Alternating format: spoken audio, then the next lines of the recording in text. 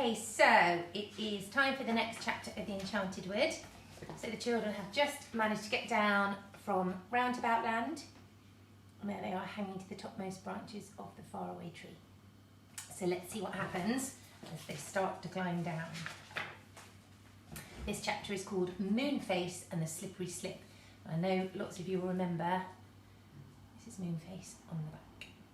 Okay, so the children clung to the top branches of the faraway tree whilst the rabbit slid down a bit lower. They could still hear the gay music of the Roundabout Land as it swung round overhead. "We'd better get home," said Joe in rather a quiet voice. "It's been a bit too exciting." "Come on then," said Bessie, beginning to climb down. "It will be easier to get down than it was to climb up." But Fanny was very tired. She began to cry and she clung to her branch. She was the youngest and not so strong as Joe and Bessie. "I shall fall," she wept. "I know I shall fall." Joe and Bessie looked at one another in alarm. This would never do. There was such a long way to fall. "Dear Fanny, you simply must try," said Joe gently. "We've got to get home safely." But Fanny clung to her branch and wept great tears. The two rabbits looked at her, most upset. One put his paw onto her hand. "I'll help you," he said. But Fanny couldn't be helped. She was tired out and afraid of everything now. She wept so loudly that two birds nearly flew off in fright. Just as the others were really in despair, a small door flew open in the trunk of the tree, not far below, and a round, moon-like face looked out. "Hey there! What's the matter?" shouted the moon-faced person. "A fellow can't get any sleep at all with all that awful noise going on." Fanny stopped crying and looked at Moonface in surprise. "I'm crying because I'm frightened of climbing down the tree," she said. "I'm sorry I woke you up." Moonface beamed at her. "Have you got any toffee?" he asked. "Toffee?" said everyone in surprise. "What do you want toffee for?" "Well, to eat, of course," said Moonface. "I just thought that if you had any toffee to give me, I'd let you slide down my slippery slip. You get down to the bottom very quickly that way, you know." "A slide? All the way down the faraway tree?" cried Joe, hardly believing his ears. "Good gracious! Who on earth would have thought of that?" "I thought of it," said Moonface, beginning again to beaming again, just like a full moon. "I'll let people use it if they pay me toffee." "Oh," said the three children, and they looked at one another in dismay, for none of them had any toffee. Then Joe shook his head. "We've no toffee," he said, "but I've got a bar of chocolate. It's a bit squishy, but very nice." "Won't do," said Moonface. "I don't like chocolate. What about the rabbits? Haven't they got any toffee?" The rabbits turned out their pockets. They had a very curious collection of things, but no toffee. "Sorry," said Moonface, and he slammed his door shut. Fanny began to cry again. Joe climbed down to the door and banged on it. "Hey, old Moonface," he shouted. "I'll bring you some lovely homemade toffee next time I'm up the tree, if you'll let us use your slippery slip." The door flew open again and Moonface beamed out. "Well, why didn't you say so before? Come on in." One by one, the rabbits and the children climbed down to the door and went in. Moonface's house in the tree was very peculiar.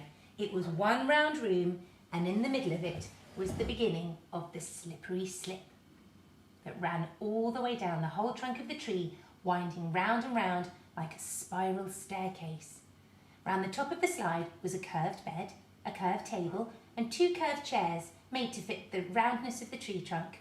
The children were astonished and wished they had time to stay for a while, but Moonface pushed them towards the slide.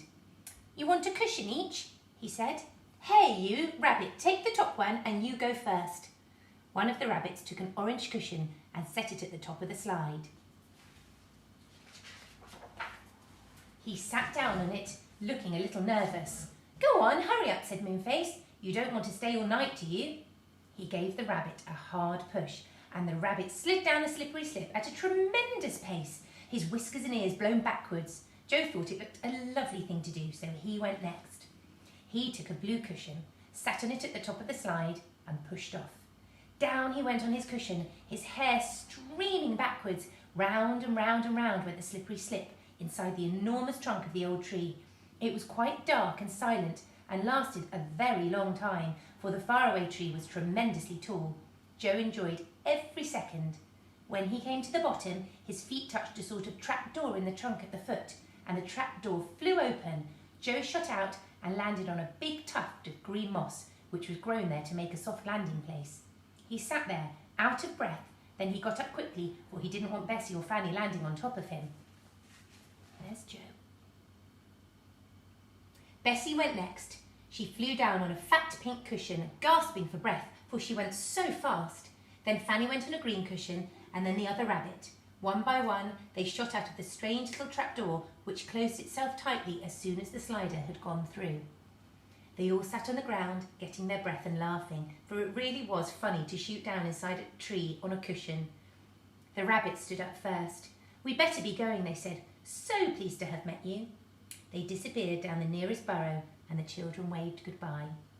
Then Joe stood up. "Come on," he said. "We really must get home. Goodness knows what the time is." "Oh, what a lovely way of getting down the faraway tree that was," said Bessie, jumping to her feet. "It was so quick." "I loved it," said Fanny. "I'd like to climb the tree every single day just so that I can slide down that gorgeous slippery slip. I say, what do we do with the cushions?"